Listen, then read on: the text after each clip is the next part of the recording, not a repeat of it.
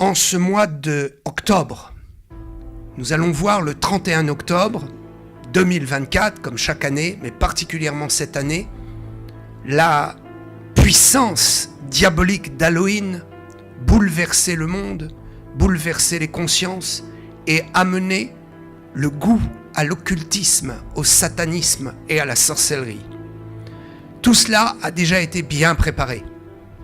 Mais voilà qu'il y a une amplification.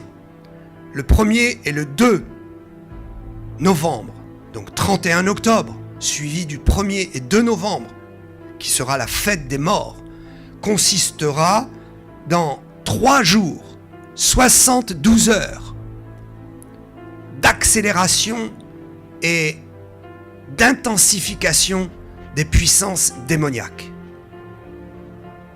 Jésus a visité 72 heures le séjour des morts et l'enfer.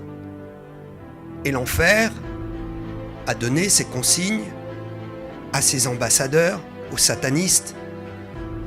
Ils réclament l'enfer, les démons, Satan réclament 72 heures de l'enfer qui doit visiter le monde. Si la lumière a visité l'enfer pendant 72 heures, le monde des ténèbres et l'enfer veut visiter la lumière pendant 72 heures pour la détruire. Priez pendant Halloween, ne participez à rien à Halloween. N'allez pas vous souiller. Mettez même pas une citrouille chez vous. Et durant le 1er et le 2 novembre, faites attention. Certains diront « Oh, ces 72 heures se sont passées, je n'ai rien vu. Ces 3 jours se sont passés, je n'ai rien vu. » Méfiez-vous des semences sataniques qui sont mises dans le grenier de votre esprit, de votre vie, de votre maison. Car tôt ou tard, ils vont surgir. Et vous direz d'où viennent tous ces problèmes, d'où viennent tous ces doutes, d'où vient toute cette incrédulité. J'encourage le peuple de Dieu à prier, à veiller, et particulièrement cette année, à comprendre qu'il y a un tournant. Le diable s'est levé et va intensifier pendant 3 jours une attaque sur toute une nation. Croyez-vous qu'il va attaquer plus une église qu'une autre? Son but, c'est globalement d'attaquer toutes les églises. Il faut donc intercéder. Intercéder avec des frères et sœurs qui ne sont pas de votre assemblée.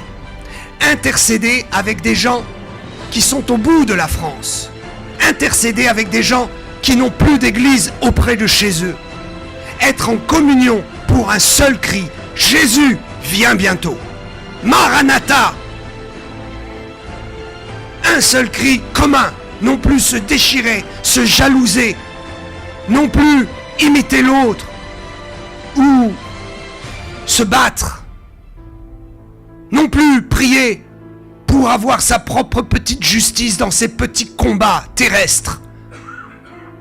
Non plus vouloir avoir raison dans ces petits combats fratricides au sein des églises. Mais avoir un but, se lever tous ensemble pour tirer dans la même direction. Tirer dans le camp satanique. Et tous ensemble intercéder d'une même voix.